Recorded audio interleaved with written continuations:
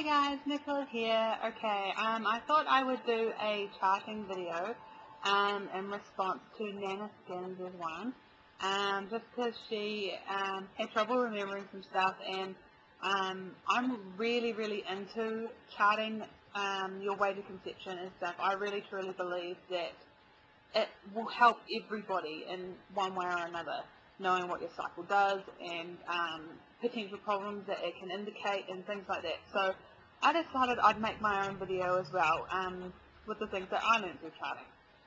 Okay, so basically the basic thing you need is a basal body thermometer, which is a specific type of digital thermometer, not a normal one. And my one looks like this. And it must always have 2 decimal places because that's far more accurate. You can use a normal digital thermometer, which I did for like the first 2 months I think, but I got a far more accurate chart when I bought this. We can buy them pretty cheap over here. For those of you in New Zealand, you can get these off Trade Me for about $20, so they're pretty cheap. Now what you do with that is first thing in the morning when you wake up, before you move and roll around, before you talk, everything, it's just as soon as you wake up, you reach for that thermometer and you put it in your mouth. And you put it in your mouth for say 20-30 seconds, then press the button. This makes sure that the temperature in your mouth has reached the same as the temperature on the tip, on the very tip of this. So yeah, leave it in your mouth for about 20-30 seconds, or just depending, just as long as it's the same every time. I prefer to put it under my tongue. You can use it vaginally as well, which I did try 1 month, but yeah, it gets a bit hard to do and it's not as nice. So yeah, it works just as well orally. So I just used to put mine under my tongue, close my mouth, and just sit there until it beeps at me.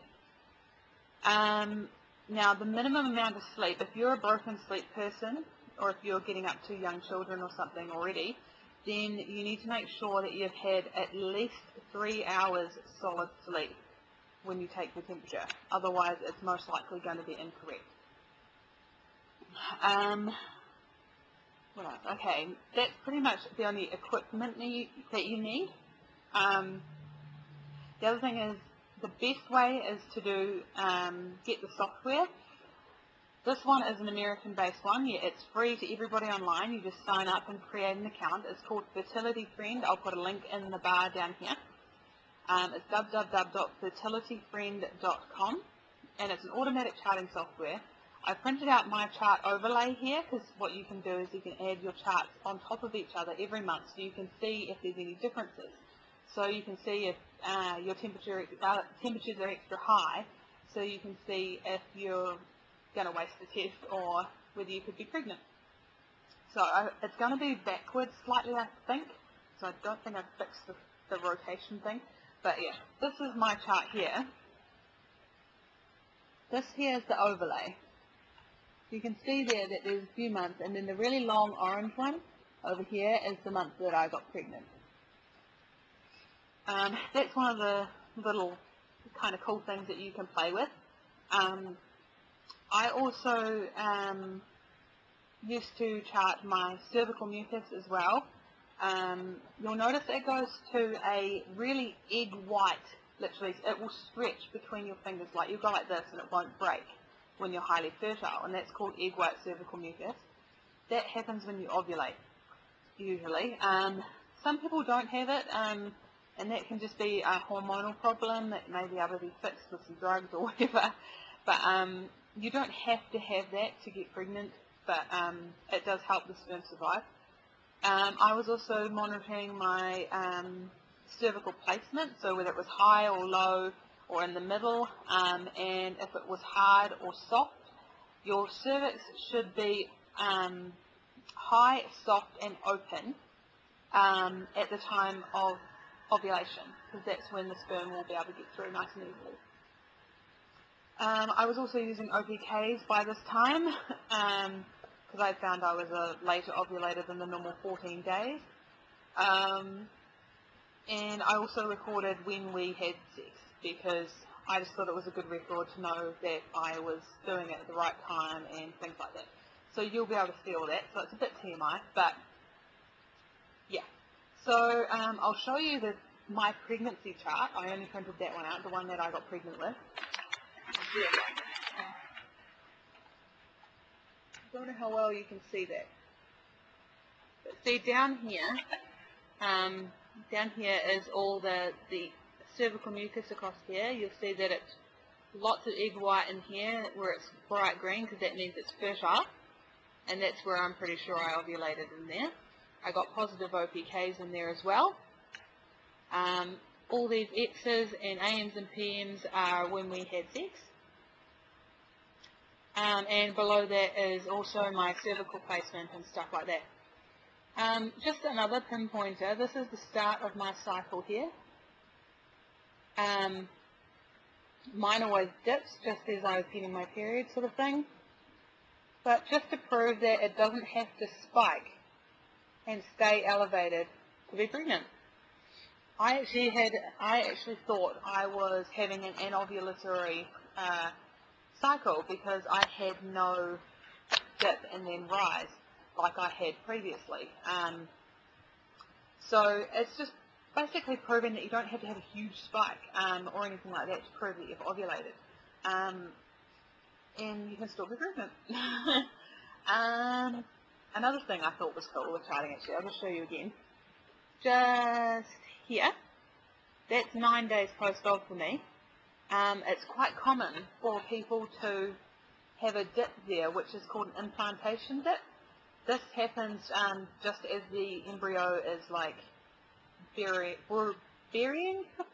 I don't know, baby brain, burrowing, yeah, that's better, burrowing into your uterus and stuff, and it's sort of, yeah, I don't know why, but it makes your temperature dip.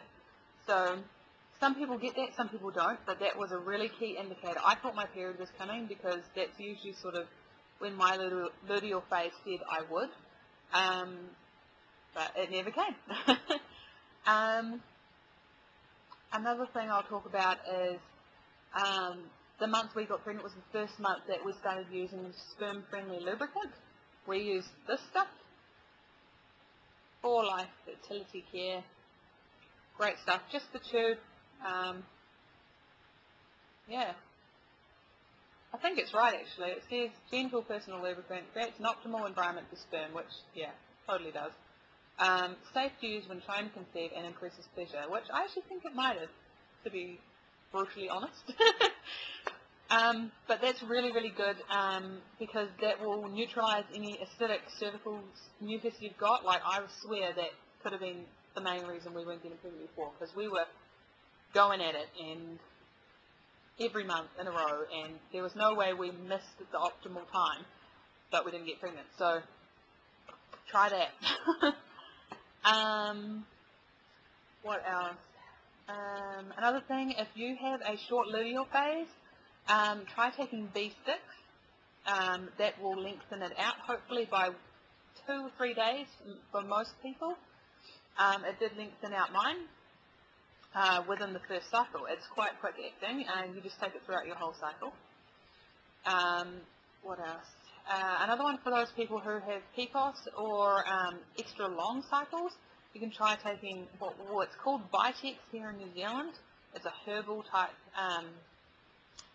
supplement, and basically it shortens your cycle lengths. So I was having about 32, so it wasn't long, but my luteal phase was short, and it can also help with lengthening that because it brings your ovulation back, because I was ovulating late, if that made any sense. So I was taking that as well to start with, and that brought my ovulation back to about CD18 instead of about CD22. So that does work as well. Of course, if you're worried about any herbal things like that, go to your health store and talk to them about it. I'm sure they could recommend you something for a specific problem. But yeah, definitely give charting a go. If I've missed anything, I'll make another video, but I think that's pretty much it. It's really simple and really easy to do once you get the hang of it. I was into it after the first month. Like, the first month it was annoying, but I really believe it will help everybody. So good luck with everyone trying to conceive, and give charting a go. Catch you later. Bye.